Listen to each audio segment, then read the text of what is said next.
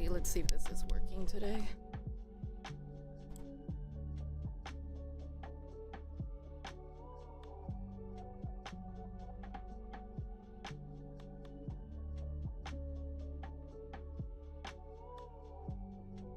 Yay, it's working. All right, awesome. First and foremost, good morning.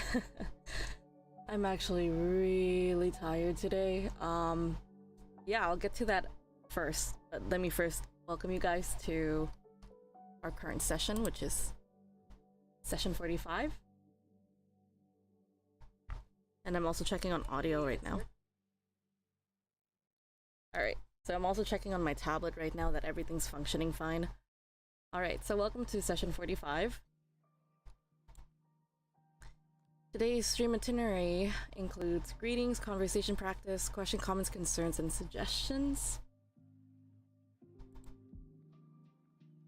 And here we are at greetings. So, I feel like I should just like let you guys know what's on my mind right now. It's like, I apologize too because I feel like this is gonna come off a little bit ranty just because it's just like, life, you know? I don't know about you guys, but this whole week I've been struggling to get proper sleep. I definitely think it's the daylight savings, but it's also because of probably dance as well. Because with dance, just took one night where I slept at like 1 in the morning, and then the rest of the weekend, like last weekend, I just stayed in bed the whole week just because I was exhausted. I was like, I spent all of my energy from school and work and, sorry, not school, but work and dancing, you know, it's like, I guess it took a toll on me. I feel like, I don't know if anyone could relate to me right now, but I feel like the older you get, the harder it is to do things that you want to do, you know? And it's, you think, you have this mindset that you think you're still young and you could handle what you used to do when you were younger, right? Like, you think you'll bounce back faster. It's not happening for me. I'm not feeling it. I have this meme in my head where I'm like thinking about like SpongeBob asking Mr. Krabs, like, do you feel it now, Mr. Krabs?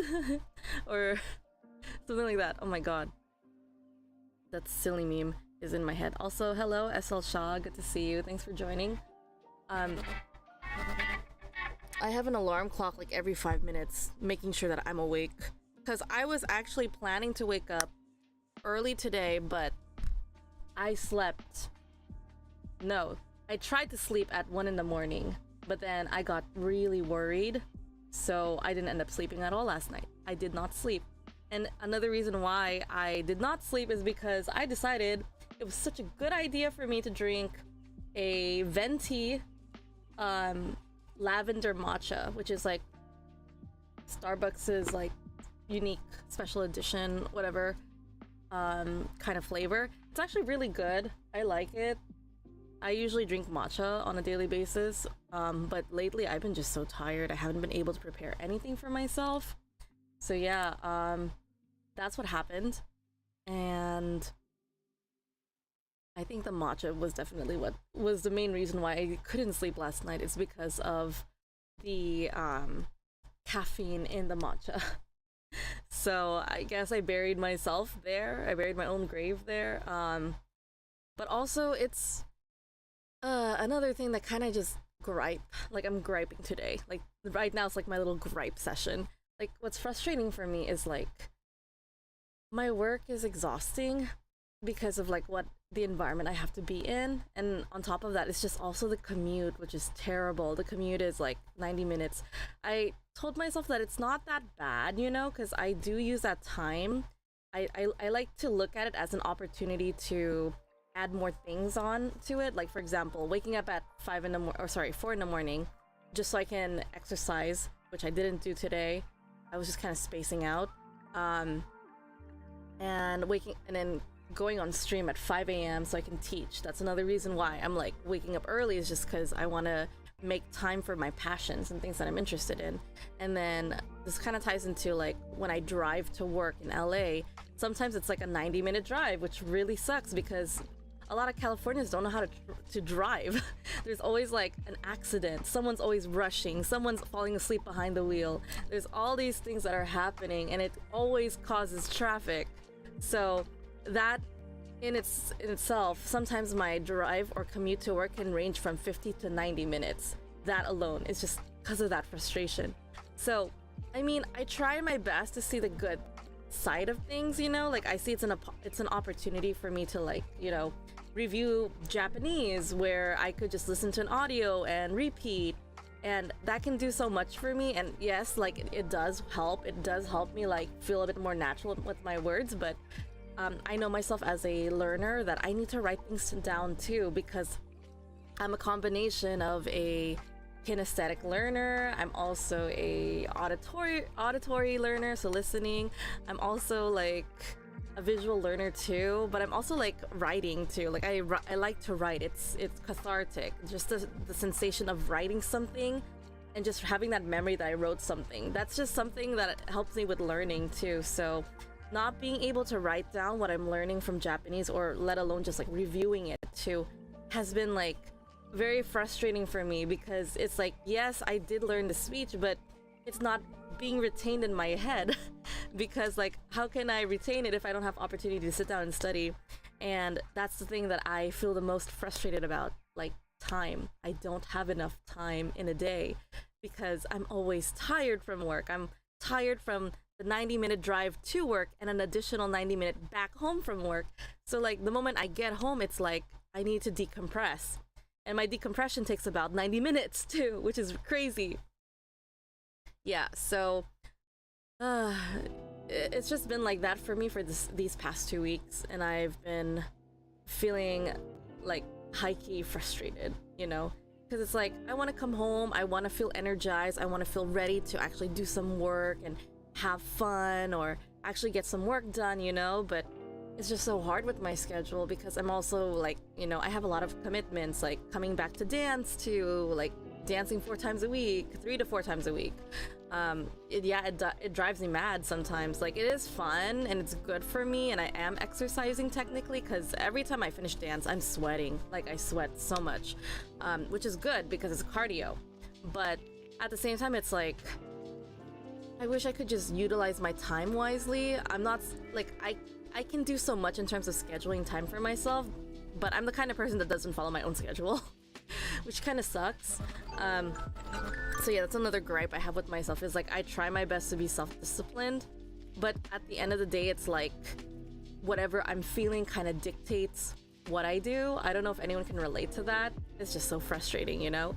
So like some days, an example would be like, okay, if I'm driving to LA or coming home from LA, maybe I'm like, okay, I don't want to listen to Japanese. I don't want to learn Japanese today. I'm just going to listen to a podcast because I want to hear something interesting and I just want to have a head empty kind of morning. So it's like, I am not in the mood to learn Japanese, so there's that. Or I'm not in the mood to sing because my voice feels crap, or like I can't access my throat in the way that I could utilize the best singing strategy or techniques, and I'm hurting my throat because of that. So it's just like, there are days where it's like that, which I understand, but again, it's just gripey. I'm very gripey this morning.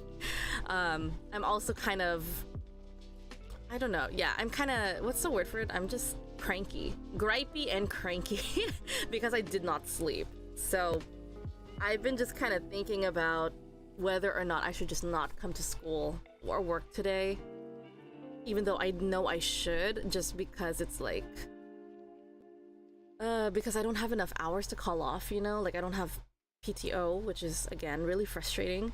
Because when there are times where I'm like at this point where I'm like borderline, I don't want to go to work because of my mental health, or because I'm having difficulty with sleep because I have insomnia or something like that. I'm just like, I don't want to go to work, but I need to, because unfortunately, the salary that I make for these 2 weeks are going to go straight for my Japan trip.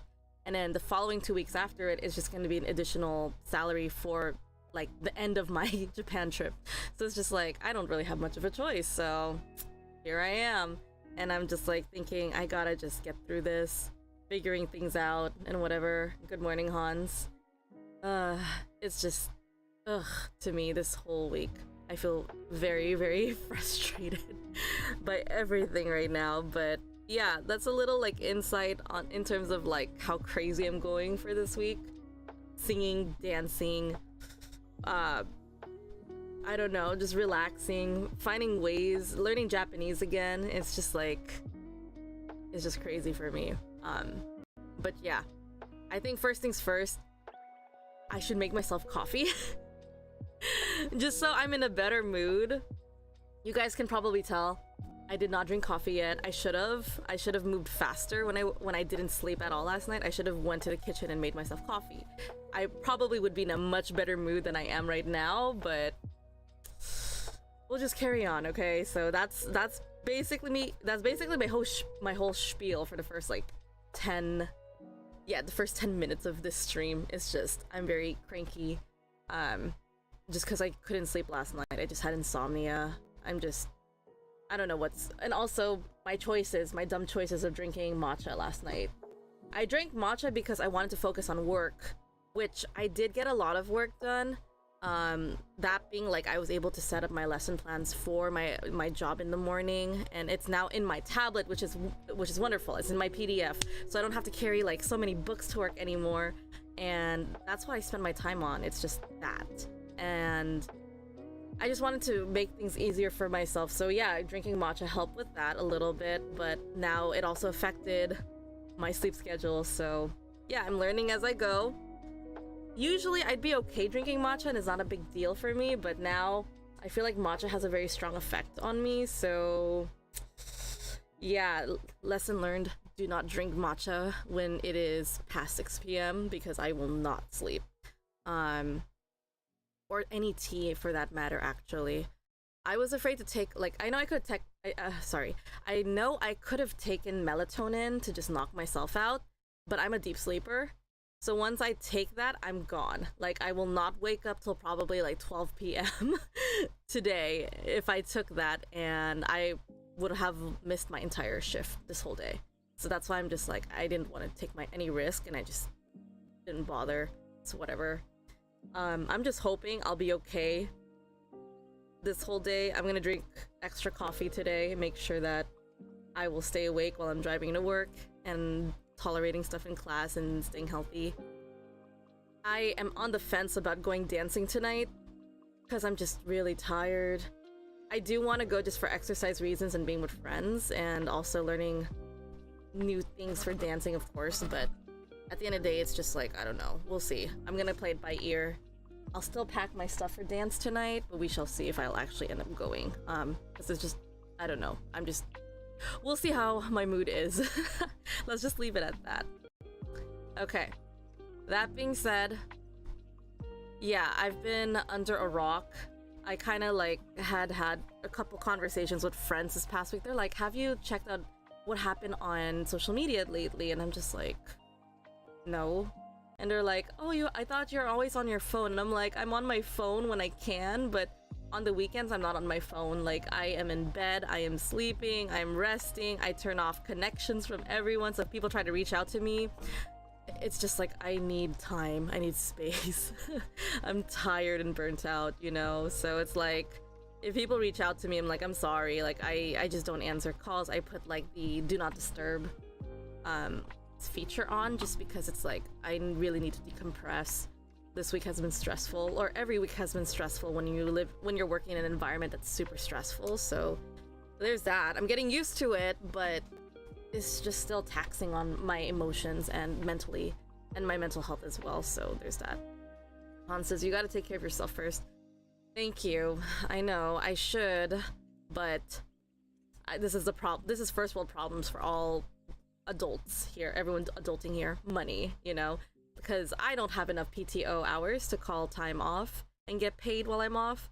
So yeah, that's not happening. I'm just gonna go to work and just suck it up and just just survive this week and next week, and then the week after that is spring break and I'll be in Japan. So yeah, that's about it. Okay, I think that's enough ranting. It's out of my system now. I think I can't think of anything else. It's just, I'm just hoping I survive this week. That is all I'm asking for. And I'm hoping that I have enough energy to get through the week. I think I'm packing some of my work. If I am gonna go dancing, I usually come to dance really early, so my hope for that is that I have time to grade papers at the very least, because I just want to get rid of some of my workload as I go. It's just, again, I'm just too tired. The moment I come home, it's like I'm tired, I can't do work anymore, I'm exhausted. So I learned that I should probably prep my work on Friday nights, or no, Saturdays and Sundays, which kind of sucks because it's like, why the hell am I working when I should be resting over the weekend? Which is, you see what I'm saying? It's like, it's annoying.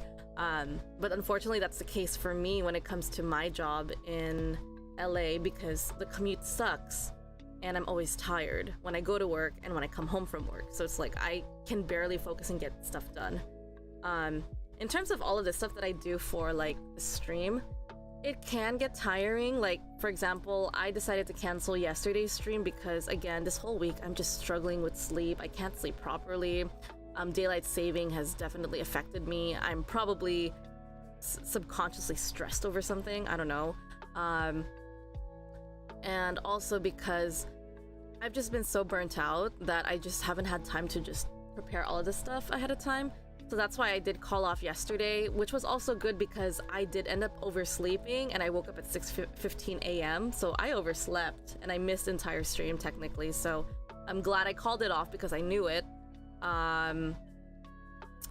So yeah, and I also needed time to make this presentation, and to be honest, it takes like an hour to make presentations. Like, even though I'm fast at figuring out, okay, what activities we're gonna do, it's just, you know, like, I just wish I made this ahead of time, and I wish I knew like what I would write about. A lot of the times, like when I'm doing my lesson plans, I don't have an idea of what I'm gonna work on. Fortunately for this week and next week, I do have an idea of what I will be lecturing, so we should be good. Yeah, so there's that. I do know as well, like, other announcements, so yeah, sorry for ranting for everything. My final announcement is that I will not be streaming for grammar on Tuesday next week because I'm actually visiting a friend, or I'm meeting with a friend from my university who I have not seen since last year. I only see her like once a year, like maybe 5 times at most per year. Like, she was one of my colleagues who became one of my closest friends in university during my undergrad program, but now she's finishing up her master's degree and I have not seen her because all she does is school and work, which was my hustle back then too, so I understand.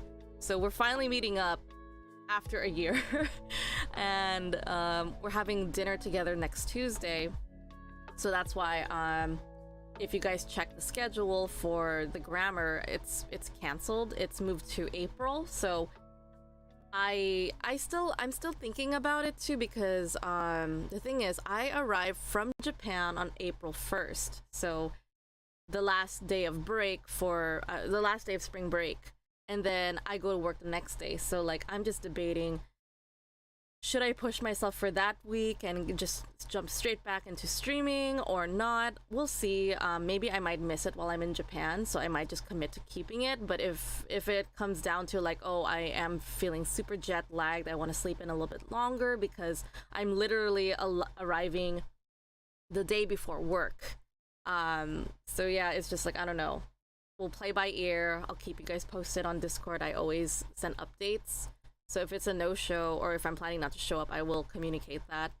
But the rare times that I don't communicate and I end up missing the stream, it's mainly because I'm probably super tired and I oversleep and I slept through my alarm clocks. That's usually the case, because other than that, it's like I don't cancel without communicating for whatever reason. I usually do it ahead of time. But yeah, I'm getting better at communicating my cancellations ahead of time. Just because it's like I'm listening to my body and like just knowing, okay, when is a good time to commit and stay and push through, and when is not okay. Today is a good day to push through or maybe it's a bad day to push through, but who knows, whatever. We're here, so we're gonna get through this. All right, so yeah, I think that's it. So next week is gonna be all 3 conversation practice, and it should be catching up with the grammar days that we did miss. So I'm gonna bring back some review material so we can revisit some points that we did talk about. So there's that. There's our content for next week. And then for Japan, I will not be live streaming that entire week. So that's March 25 or 23 up until April 1st. I will not be streaming. So it's like that entire week. I'm gonna be in Japan, time zones are different, I'm not gonna bother. And I won't be bringing my laptop, so there's like no point of me streaming for real. So yeah, that's it. That's the end of that. I might stream on Instagram though. I'm actually debating if... Well, I might stream on my phone just to ask questions and be like, hey, give me recommendations, where should I go? What should be on my list to visit in Japan, all that stuff. Because I'm still kind of planning out things, but yeah, I know for sure I have to schedule a few things already. Because, like, for example, the Shinkansen to get to Osaka is an important one. I don't know if I'll be able to go to Kyoto. We'll see. I know I'll be around Tokyo. I know one of the one of the places I'm staying at is in Roppongi. My friend and I are still debating about that because we're like just weighing the odds of like where are we gonna stay, because the proposal is that we're staying in 3 different places, so it's just to save money, which makes sense, but it's also like considering like it's kind of annoying to keep moving places too, so we're trying to see and figure out like what is the best negotiable place to stay. But so far we booked like 3 different places, and I'm like thinking we should really just reduce it to 1, just so it makes our life easier or something. We shall see. But yeah, any case, let me just go ahead and transition to the next page because I'm gonna go through this very quickly since Hans is already here. I don't have any other students who want to practice today, which is totally fine. But feel free to just pause, interact, write something in the comments or post on the Discord group once I post this. But we are going to be reviewing what we did cover on this past Tuesday. So here we are transitioning to conversation practice. We have comparing places, which is chapter 16, I believe, is what we covered. Or 17, I honestly can't remember, 16 or 17. And we're going to be looking at keywords just to refresh your memory on what this activity will include. We have comparative adjective plus ER. So most common adjectives end with ER. So for example, cool, cooler, right? But if there are irregular adjectives, just as shown here, irregular, they typically put more in the front. And as a reminder, since this is grammar, grammar is very strict on the rules when it comes to comparative and superlative adjectives, but whenever we're doing speech, we always bend the rules or we don't follow the rules. We end up saying like, oh, that's so much more cooler. So notice how I said that? That sounds so much more cooler. You don't say cool, more and cooler at the same time in terms of the world of grammar, which is formal, by the way.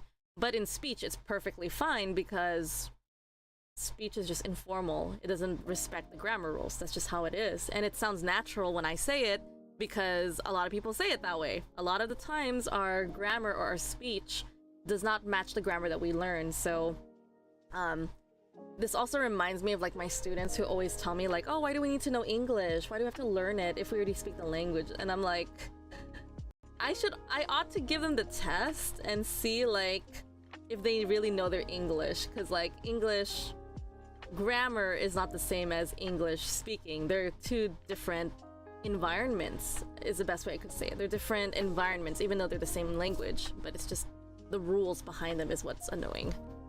But anyway, sorry for going off tangent. We are moving on to some examples of comparative. So yesterday we talked about 2 points. We said a lot and much plus adjective plus ER. So it would also end with the word than. So for example, we could say the building or the library is a lot taller than my high school, for example. So, or you could say the library is much taller than my high school. So a lot and much interchangeable. There's really no difference. They're just synonyms of each other. Next, we have small difference. We have slightly and a bit. Again, these are synonyms. It doesn't change anything.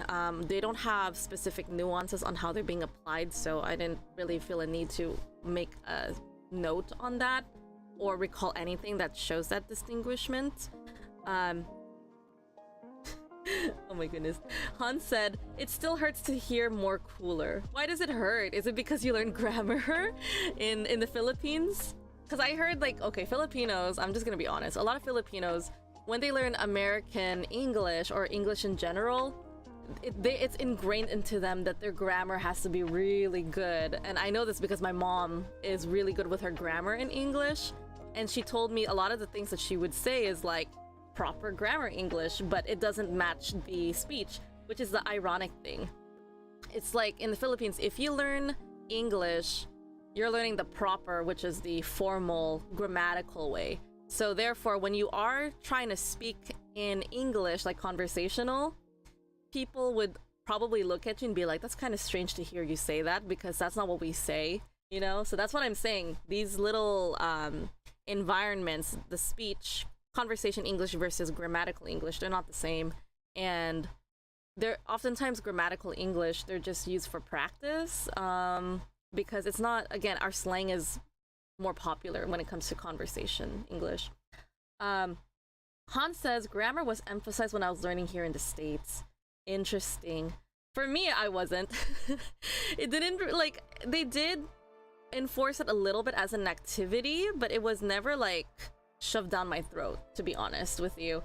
So I did remember grammar was kind of emphasized a little bit during my high school, but it wasn't such a big thing. It's interesting. We focused more on literary analysis, literary discussions and research. We did a lot of we did a deep dive in Latin, so like things that we use in English, like for example the prefix un means opposite, like unlike versus like.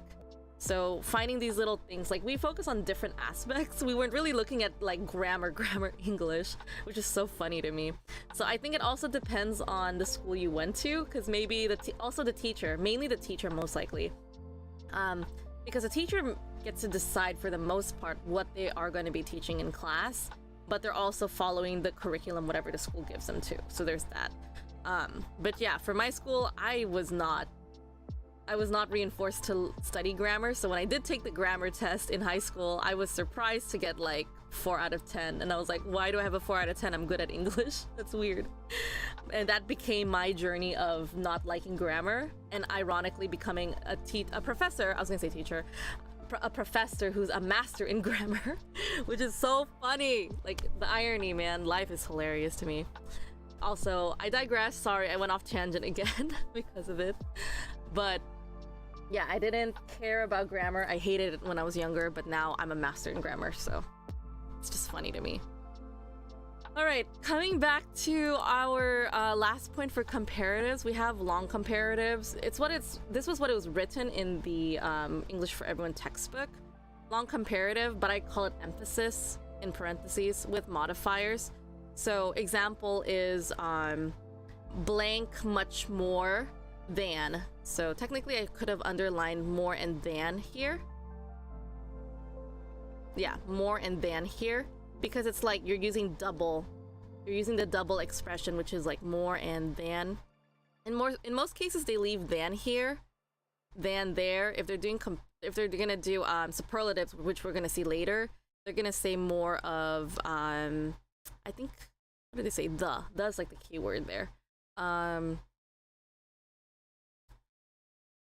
trying to think much more, because the thing is, I remember mentioning in the lecture, if you guys haven't watched it, it's session number 44, I believe.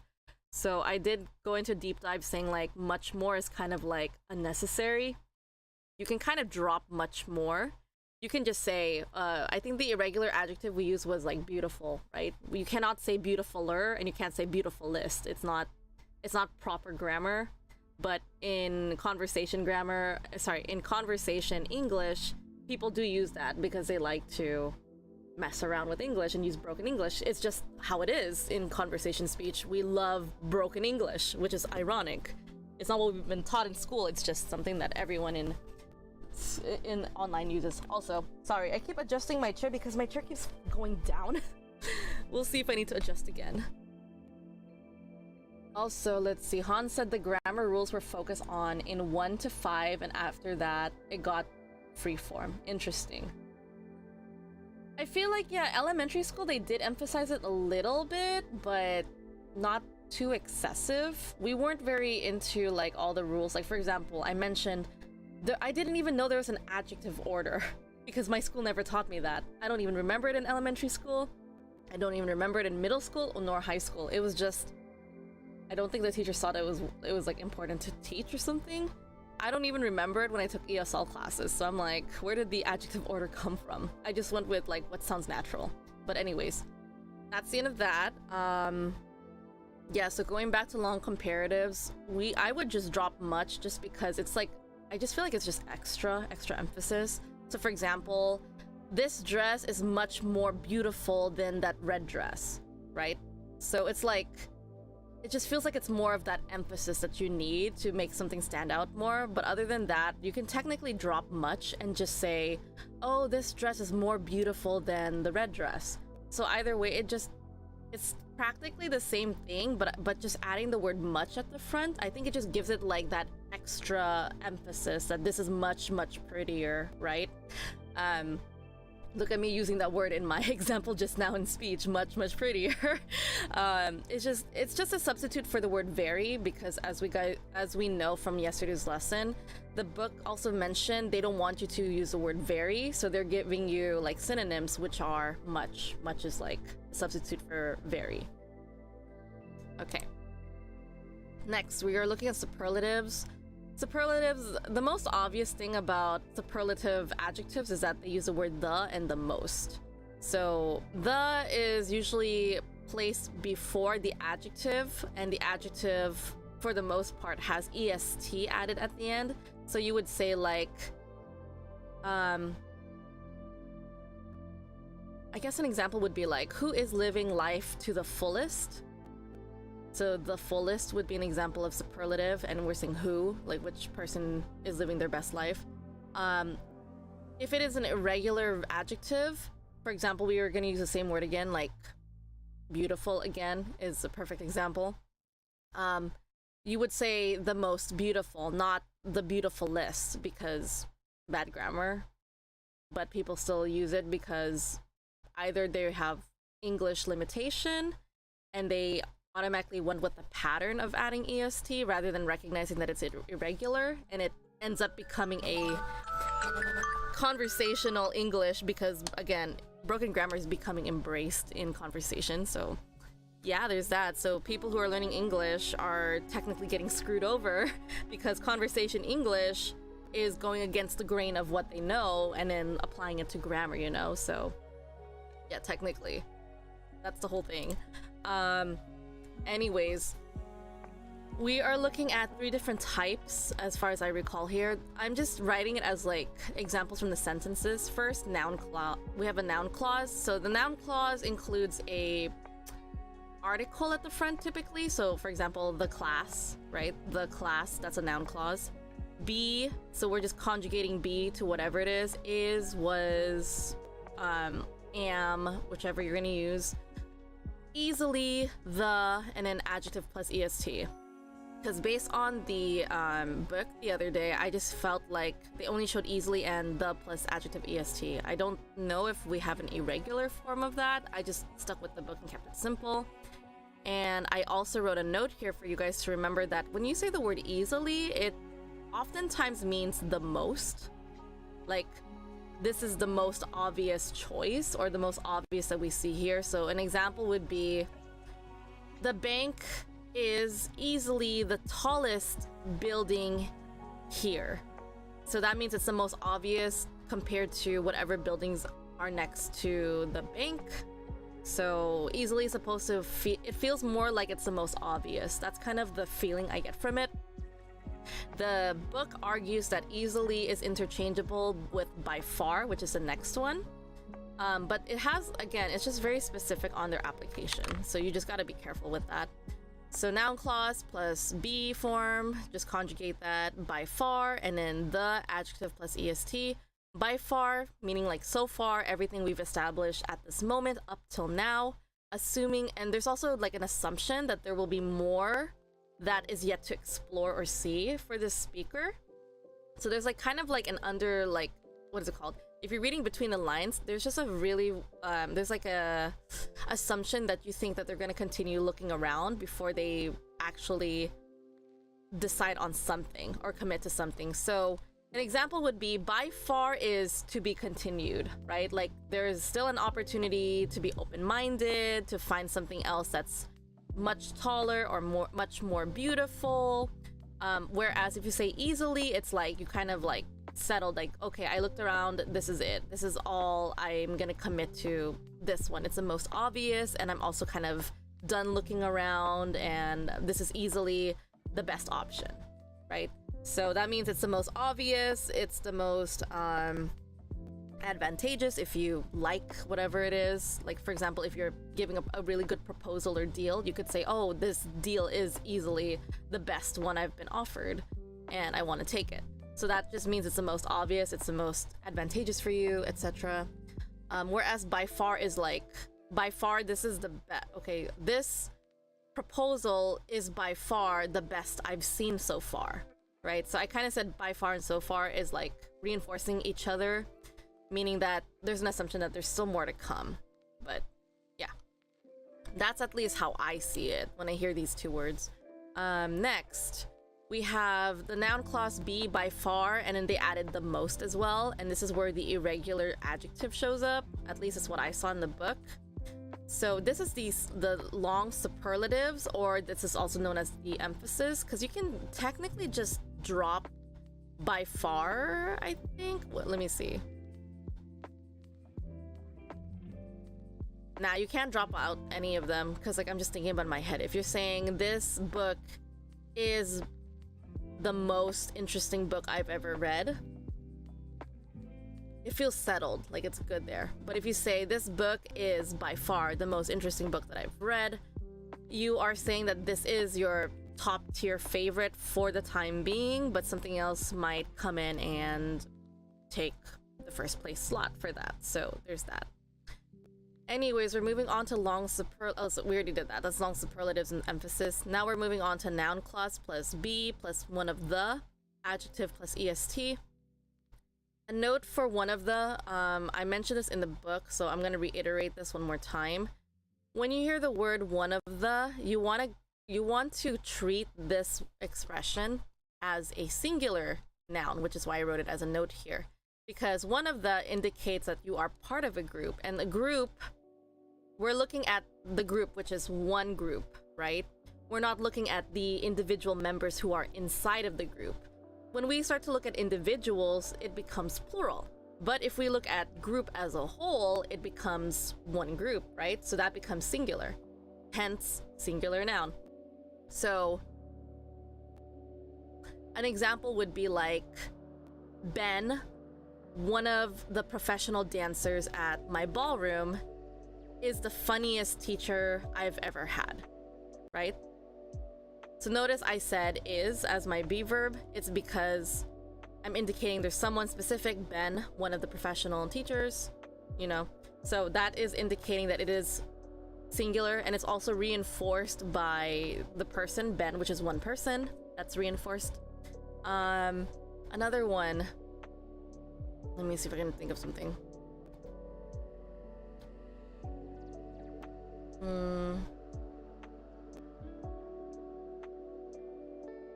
Okay, another one is, for example, the red bag is one of the things that I am saving to purchase. I'm saving money to purchase later. So I think that makes sense, yeah. Yeah, I think we don't really jump straight into one of the too much in this. I'm just trying to recall what we wrote in the book, or what I wrote in the book. But if you use one of the as the main topic, that's when you're treating it as a singular noun later, and this is just kind of ahead of its time right now, because I don't think we've gotten to this point. But the noun clause is the main one. We're describing one of the. So the bag is one of the things that I'm saving up my money to purchase. It's okay as is, but I just decided to write singular noun just because it's like early tease, I guess, or early tip before you arrive to it. And also, who knows, you might actually run into using one of the as your everyday conversation already, so there's that. Okay, now we are doing the activity instructions. So compare the following pictures using the following. We have a lot, much. Again, there's no difference between them. Much more. There's also slightly and a bit. And then with superlatives, we have the EST or the most, and it's irregular adjective. So you could say the word by far, easily, or one of the. So I do have like 6 or 7 pictures here, so I'm not going to spend too much time pausing, but feel free if you want to participate, Hans. It's up to you. You don't have to. I'm just going to give it like a minute for you guys to check out the image and compare option A and option B. Since we are on the topic of comparing buildings, I wanted to focus on that, but eventually this activity is going to touch on other things too, because, you know, in life, we're not just going to compare buildings. We're going to compare people. We're going to compare taste. We're going to compare jobs. So I wanted to add a little bit of that for this exercise, but again, I'm not going to spend too much time on it. I will share my thoughts and my answers on looking at these buildings or these examples that I provided, but yeah, there's of course a finite amount of answers that you can give depending on what you're looking at. I'm just gonna give a minute of silence while I wake myself up, and also for you guys to think about what to say here. So again, I'm going back one page to remember. You can use a lot. I'm also gonna type it in the chat here. A lot or much. Comparatives. I'm gonna just write it here. A lot and much. And then you also have much more. Then we have slightly.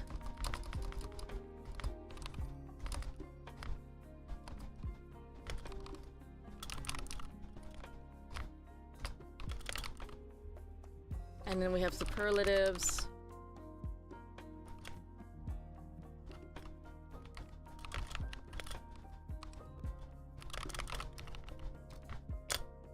So we have our little vocabulary box in the chat provided here, so you can keep in mind of what you want to say.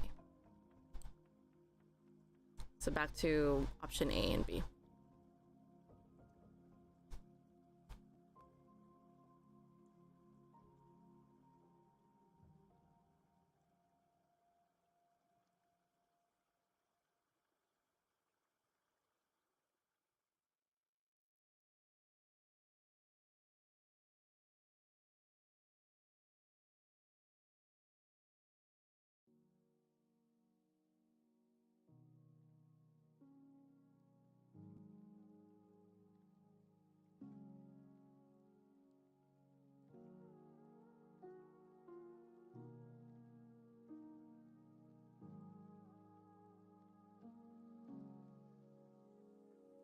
I'm essentially just gonna put 30 seconds on here, so don't worry about it. I think 1 minute is a minimum, but just 30 seconds to think. And if you're watching this video later, feel free to skip if needed. I'm just putting a timer here just for your reference.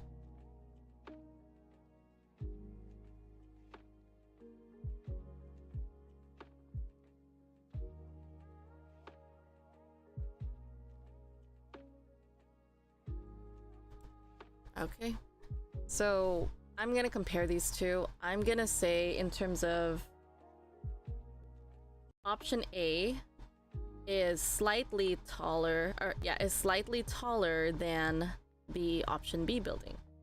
Han says option A is more square than option B. Nice. So yeah, I like that you tackled shape, which we are touching on chapter 10 and 11, I think, which is where we talked about like shapes. We can talk about the color. We can talk about a lot of things, so you can see like we are kind of spreading out than just buildings here. Another thing I could say is that option A has more windows than option B. Or I could also say option A has much more. Did I say much more? I can't even remember. So much more windows.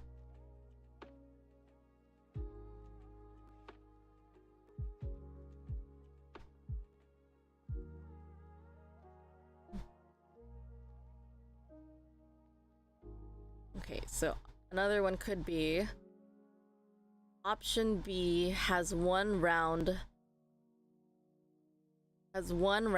window compared to option A.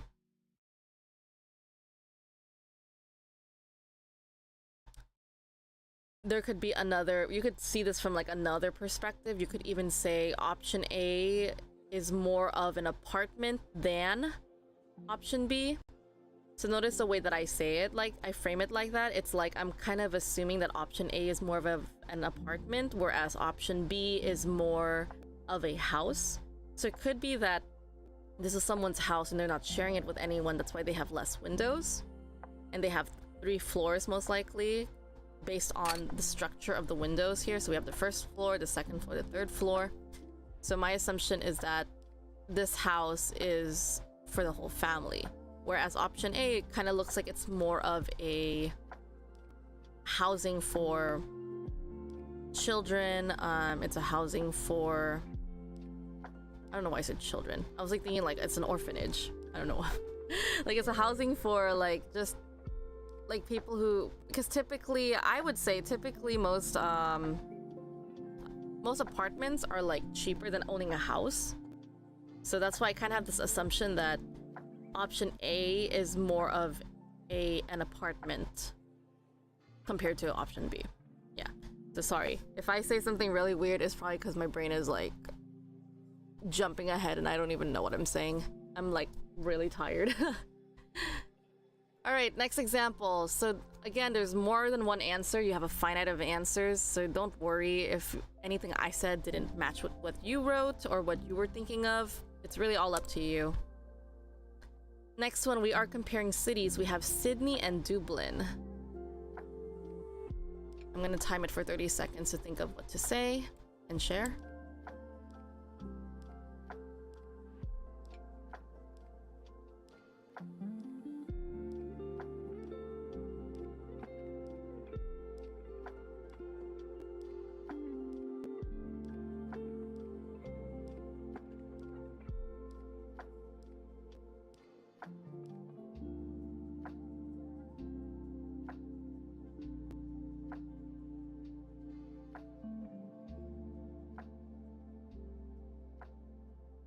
Okay.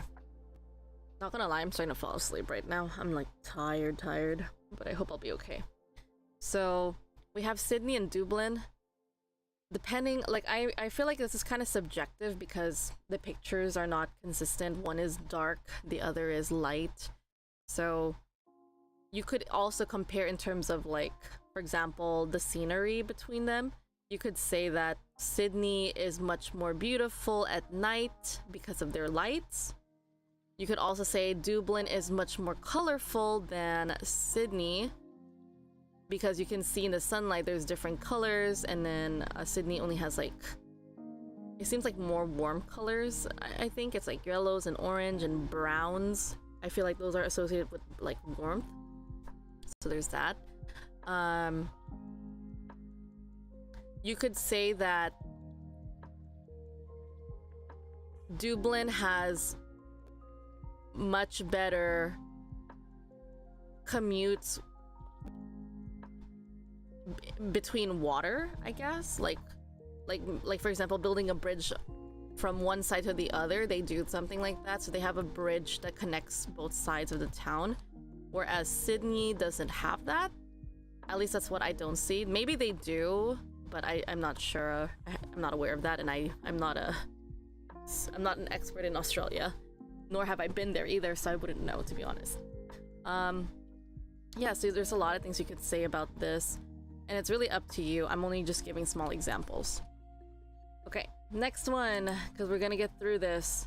We have Seoul, South Korea, Namdaemun Gate 1904 versus 2015.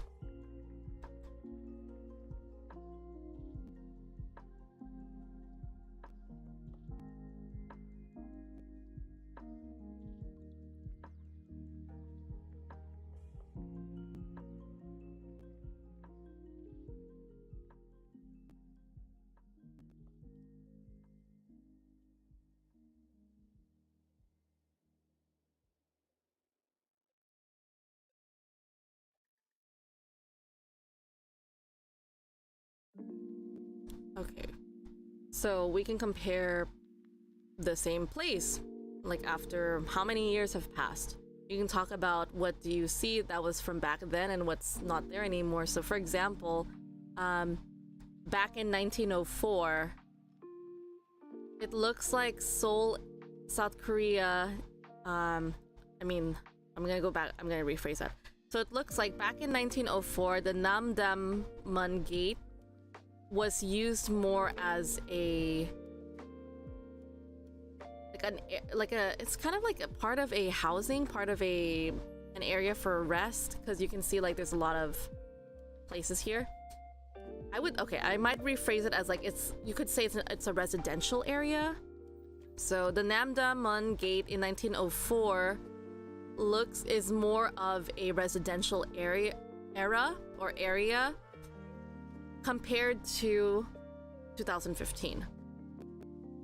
You can also say in 2015 it looks like, or you can just say in 2015 it is more modern to have skyscrapers or tall buildings compared to 1904, because you can even see the buildings are really tiny, they're not even that tall. Here you can also see that in Namdaemun that the places here, whether it is a residential area or maybe it's like a place where they're trading stuff with people, they used to have places here but they got rid of it. So it's interesting, like seeing how much time has flown. So there's actually a lot more pictures if you want to check out these different comparisons. If you look through Steemit, you're probably gonna find it there, but I just selected the ones that have the most changes just for the sake of this exercise. Next, we have New York City, New York, US Times Square from 1920s versus 2011. I'm gonna give you guys 30 seconds to figure out what you want to say about this.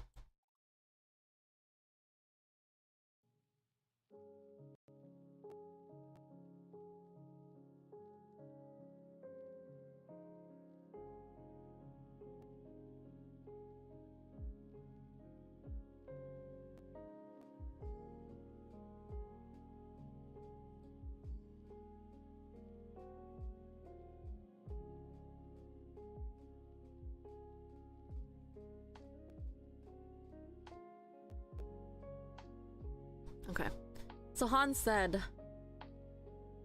more people walked through the gate back then compared to now. I think he was referring to the last picture. Yeah, in the last picture, yeah, there's more people here. So I would assume this is either a residential area or it's a place of trade. That's the only other thing I can think of. So back then, it was that, but nowadays I think it's because everyone has some sort of transportation. Maybe that's why they decreased having more people showing up here, or maybe like, you know, long commutes are exhausting even for like bus drivers or something. So maybe that's why. I lost my train of thought. Like, that's what happens to me when I'm sleepy. Like, what am I using the bus for? The bus for is like collecting people, and I think that's about it. Like, she made her escape by just taking the bus. Who made the escape? I don't know. I don't know what I'm talking about right now. I'm so sleepy. Please disregard that. This is just me being kind of hallucinating, tired, sleepy. Miss Hannah or Miss Hana or Professor Hana, she's just tired. I'm making up stories in my head. I'm just that level of sleepy at this point. Okay, so moving on. We are talking about New York City. We already timed it, I believe. We can see the modernness between them. So you could say in 2015, it is more modern. New York is more modern in 2015 compared to 1920s. You could also say in 2011, the New York City Times Square is more colorful. It has more technology. I don't know if you could say like loud, because I don't. Yeah, loud could make sense too. Like it's always bustling. It makes sense, but loud as in like not just only sound, but I think loud is what I'm trying to say is loud in terms of personality wise too, I guess. Like the city of New York is kind of a loud center. Like, it's very fast paced, you know? Yeah, that's what I see. We also have, let's see here. Maybe in the 1920s, New York City Times Square is a bit more simple compared to 2011, because you can see that it's so much more congested back currently in 2011, whereas I shouldn't say currently because we're already in like the 2020s right now, but in 2011 it looks like it's more bustling, it's more busy than usual. It's filled with a lot of cars, so it just kind of shows how much more busy and bustling it is in New York compared to the same place back in the 1920s, where it is busy. You can see there's more people on the sidewalk than it is riding a vehicle. Like everyone is more proactive in walking, I guess, in the old times. But it's interesting to see, like, I feel like maybe the cars or transportations were kind of limited to certain classes, maybe that's why. Versus here in 2011, it's like everyone has a car, so everyone's gonna get each other late, and that's what's happening. Okie dokie. Then we have comparisons with people. Again, this would be an opportunity where you guys could practice describing Serena and I don't know if you say Pepe or Peep. I know this was like from Spanish, as far as I know, because when I collected this, it came from a Spanish ESL speakers guide. So they're using names that's from Spanish, I believe. We also have Michaela and Giulio, Rafaela, and Giacomo. So yeah, based on these, I can tell these are kind of like more Latin pronunciation. So you could actually use comparison for like describing people's appearance. You can also describe between same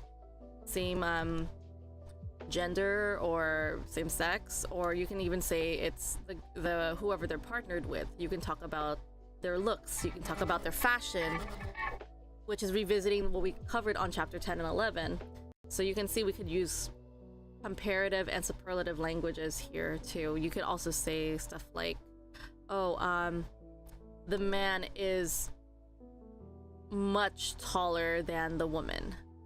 Or maybe this one would be that too. It could be the same thing. Or you could say like, the woman, I don't know which one's more hip. Maybe she's more hip. Or maybe she's more hip, I don't know. Maybe because of her haircut, she looks more hip than this one. Again, it's subjective. It doesn't have to be correct. It's just extra practice. And then, yeah, this is just extra practice in terms of talking about people. I think this is the last one I wanted to cover, which is about jobs. So it would have been fun to discuss this if more people were here. We talk about like which one is better, being a freelancer or being an employee in 2024. So if you're a freelancer, what do you do? What do you expect, etc.? You could share experience on doing that. And then employee, like how's the life of basically just being employed, you know, like, yeah, seeing how many hours they do, how much money they make, what are their advantages and disadvantages, etc. That's about it. So it would have been fun to just do a comparison between these two, but it's already 6:01. I am on the fence of like debating if I'll show up in the morning or not, because I just feel so tired. We shall see. I'll drink coffee after the stream and we'll see how I'm doing, and I'll make the decision then and there. As long as I send a text message to my boss and I tell them, hey, I'm not coming in at least an hour before, they would know.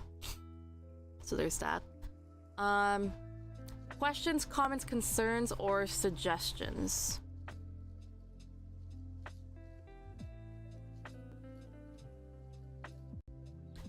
I think that's about it. because that's practically it for today's session. I kind of figured that it was good for me to kind of like vent a little bit in the earlier stream, like for like good 20 minutes, because obviously we have like 5 or 6 questions. If people were here, we would probably be able to do like 1, 2, or 3, and then continue for 5 and 6 next week. That's only if people were here to practice, because I kind of have an idea that whenever we do conversation practices, depending on how many people are there, we can eat up to 3 questions at a time. I think the maximum I've had was like 5 people on at the same time, and that was a long time ago. And we only got through with 1 or 2 questions because everyone had a lot to say on their answers, and then they were also giving input with each other's answers, so that eats a lot of time. So I kind of know my rule of thumb whenever I'm doing conversation streams is just 5 questions, because we go off tangent a lot. Someone might want to participate on a different tangent as well, so there's that too. So that's why I'm not worried that I covered 6 of them today, and then next week I'm gonna introduce something else, or like something that we covered in the past, but I just want to address it so we have that extra practice from what we learned in grammar. Okay, so if you have no questions, comments, concerns, or suggestions, I'm just gonna conclude today's stream. I go live on YouTube and Instagram. Usually, these are my normal time out, or like hours, Tuesday through Thursday at 5 a.m. PDT PST. Go ahead and check that, because California just went with their daylight savings, so we lost an hour of sleep. Yeah, that schedule should still be consistent next week. Hopefully I'll have better sleep schedule. And then today, every day, was English for everyone. We are canceling that next week just because, again, I'm meeting up with a friend who I haven't seen in a while, so it's our only time we can see each other. But that's that. So next week is canceled. It's also canceled the week after because I will be in Japan. And then hopefully we will resume in 2 weeks, I think. So sometime in April. But again, it just depends on my health. If I'm still jet lagged, there's probably a high percentage that I will cancel the stream just because I'm just tired. So yeah. Yeah, that's it for today's stream. I want to thank you guys for joining. Thanks, Hans, for coming in. I wish you all a good morning, good afternoon, good evening. Sorry for just kind of feeling off today. I'm just really, really sleepy and tired, and like I just have very high insomnia. But yeah, we'll see how that goes, and we'll see how I'm feeling today too, because I don't know if I'll be coming in for work. I'm just tired. Anyways, I'll see you guys next week for that lesson, so see you guys until then. Alright, bye guys, take care.